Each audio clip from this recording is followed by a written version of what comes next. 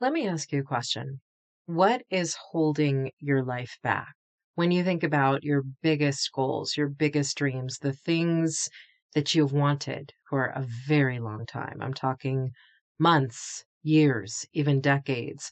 What has been the thing that has held you back from going all in, focusing, lasering in, doing the work, tunnel vision, going after what you want?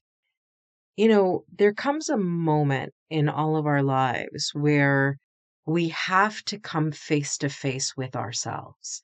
We have to look in the mirror and we have to say to ourselves, what is really going on with me? Not the stories that I tell other people, not the external circumstances that I keep saying are the reason why I'm not losing the weight or learning a new language or finding a new job or finally building that business. What is really truly going on with me? And when we look in that mirror, we finally have to face ourselves and we have to say, what lies have I been telling myself about the possibilities of my life? In other words, what excuses have I been living by? Have I been living on? And what will it take for me to finally do the work of getting rid of these excuses? And that's what I'm going to answer in today's video, because I was sitting with myself this morning and I was listening to a false narrative that I have been telling myself for a number of months. And that false narrative got called out when I was in a particular doctor's appointment.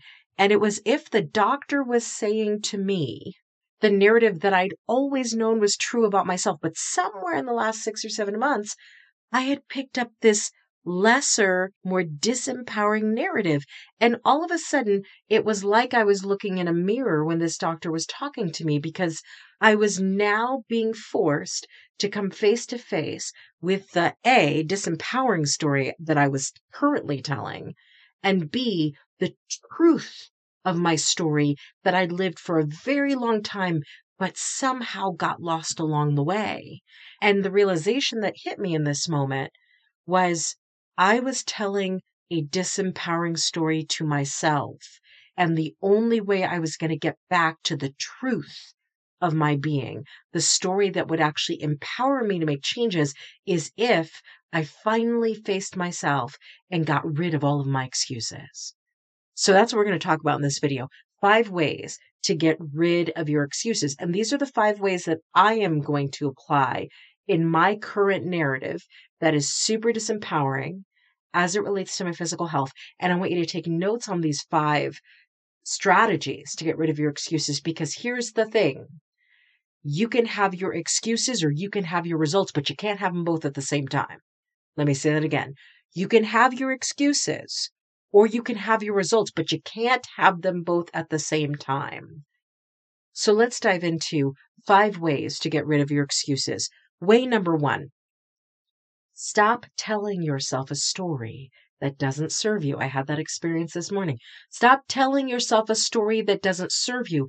Anytime you are telling yourself a narrative, you are weaving a tale about yourself. You are speaking to, for, through, and about yourself. Stop yourself in mid-thought and ask yourself, in this story that I am telling myself about me, am I the victim or am I the victor?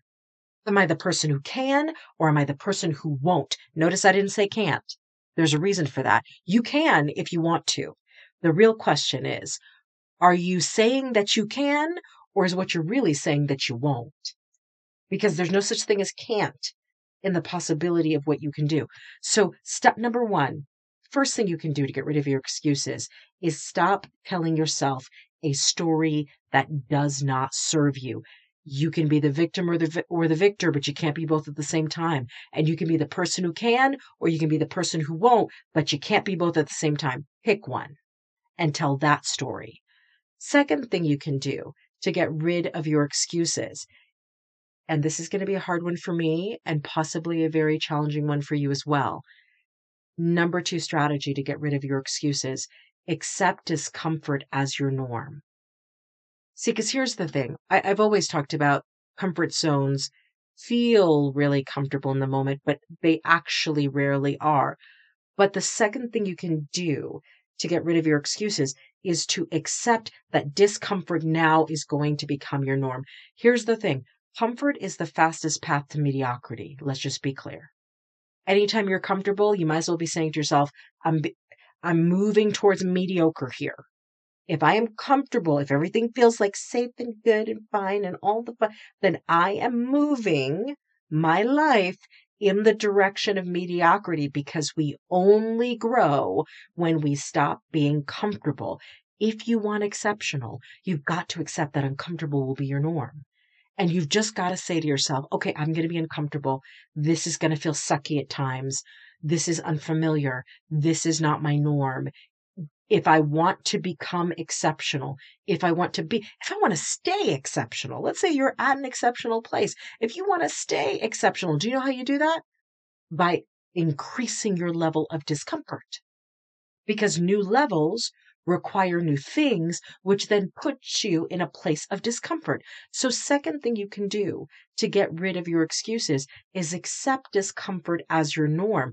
Third thing you can do to get rid of your excuses so you can actually go after your goals. And listen, I talk about this in my new book, Own Your Goals, the Ultimate Guide to Setting, Sticking to, and Achieving Your Biggest Life Goals. The link is in the description for this video. Get the book. When it's on Audible, maybe you're listening to this a long time from now and it is on Audible, listen to it on repeat on Audible. But I talk about this in Own Your Goals, the Ultimate Guide to Setting, Sticking to, and Achieving Your Biggest Life Goals. Here's the third thing you've got to do to get rid of your excuses. When an excuse hits, hit back with action immediately. Let me add that part. When an excuse hits, hit back with action immediately. Combat any excuses with an equal or greater action. So I'll use a very simple example. Exercise. Let's say you want to get into a good exercise rhythm. You want to start lifting weights and your excuse is, I just don't have time. I just don't have time. And then you say, okay, but I'm going to get up an hour earlier tomorrow so that I can make time for an hour. And then the morning comes, you hit the snooze, on the alarm, and you don't wake up an hour earlier. In fact, you wake up right at your normal time and you're like, well, boy, I just missed my 1 hour workout. You know what you do when that excuse hits? You get right out of your bed. You do 20 squats or 20 push-ups or a 60-second plank. Even if you're not getting the full 1 hour workout because you woke up late, do something of the workout as soon as you get up. Not really because long term that's going to get you to the goal. I mean, it will in terms of habit development. But the reason why you're getting up and as soon as you give yourself the excuse, oh, I slept in, the reason why you hit back with action is what you're saying to yourself when you get out of bed and you do the push-ups on the floor. It's not about the push-ups. It's about the message you're delivering to yourself by doing them. You are saying no excuses will be allowed here. Not in my mind, not in my life, not when I wake up late, not when I wake up on time. No excuses allowed. You are showing yourself what the standard of exceptional is. So, third thing you can do to get rid of your excuses. When an excuse hits, hit back with action. Fourth thing you can do to get rid of excuses. When you start giving yourself all of these reasons why you can't, won't, shouldn't, will not, all the stuff. Fourth thing you can do, fourth strategy, decide that you can do it over and over again. I talk a lot about decisiveness, especially in my books. I mean, I do talk about it in Own Your Goals. I talk about it in Find Your Focus. I talk about it in Own It. Find Your Fire. There are lots of my books, which you can find all of them at overcomingfearbooks.com. You just go to overcomingfearbooks.com, brings you to my Amazon author profile. I've spent most of my books talking about the fact that you've got to get very decisive about your life. You have to make an unequivocal decision that this is what I want. This is what I'm going for. This is what will be. Now, the one thing I don't think I've said enough in all of my books is this. It's not just a one-time decision, right? It is being unequivocal in your deciding over and over and over again. It's having the decisiveness repeatedly until you get to the goal, until you get to that life, until you're living in that space of exceptional. So the decision is unequivocal, but unequivocal means I don't waver. It doesn't mean I only have to make the decision once. Being unequivocally decisive means you will make that same decision. Yes, we're doing this. Yes, we're doing this. Yes, we're doing this over and over and over again. See, because being decisive isn't about one and done. It's about facing self-doubt head on and saying to self-doubt, no, no, no. I said this is what's going to happen. I said this is what I'm going for. I said this is the goal. Doesn't matter what shows up, this is still the goal. In other words, when you are unequivocally decisive, no matter how many times your self-doubt wants you to waver, you still come back with the response, I said what I said, and this is what we're doing. Doesn't matter what the self-doubt is. I said what I said. This is what we're doing. So the number 4 thing you can do to get rid of your excuses is decide that you can do it over and over and over again. The 5th and final way that I'm going to talk about today to get rid of your excuses is this. Hang out with people doing much harder things. This does not have to be in person. I can hear people saying, but what if I have friends that aren't great or not motivated or lazy, or I don't have any friends at all, or I don't know people who are going for the things I want to go for? You don't need the people in person in your town of 500 people. You may not have access to those people in your rural town of 500 people on an island somewhere in another country that's not, Canada or the US. You might not have access. You don't need those people face to face. If you have them face to face, amazing, but you don't need that. Here's what you do need though. You need to make sure that what you're listening to, what you're watching, what you're tuning into represent and reflect people out in the world who are truly, really doing much harder things than you're doing, because they will force you to level up. Now, in person, watching somebody's YouTube channel, through their podcasts, listening to their interviews, watching documentaries on them, reading their autobiographies, however you need to consume greatness, consume it. But you have got to hang out with people for whom you have to rise to even get close to their standard of excellence, because it forces you to level up, because it makes doing hard things a norm for you, because you see what they've been able to accomplish and you go, oh, I'm not the only one out here. I'm not alone in a desert. I'm not by myself trying to do these amazing things. There are people who've come hundreds of years before me doing some really hard stuff. If they can do it, so can I. Hang out with people doing much harder things. Surround yourself with the voice of people who said, no, no, no, it's not over when you're 40, 50, 60, 70, or 80. You can start at any age, at any stage. Go for it. That's what you need. And more than likely, you're not going to find those people in your home, in your hometown, at your workplace, even possibly in your business, but you will find them in the world. And with a, swipe, swipe, click, click of a phone, you will locate those people. Surround yourself with their messages. So there are the 5 things you can do to get rid of your excuses. 1, stop telling yourself a story that doesn't serve you. 2, accept discomfort as your norm.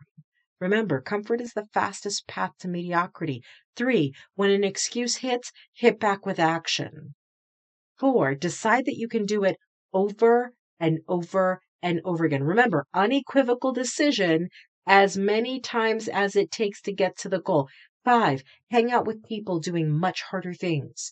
Doesn't have to be in person. Find your tribe and love them hard. There are the 5 things.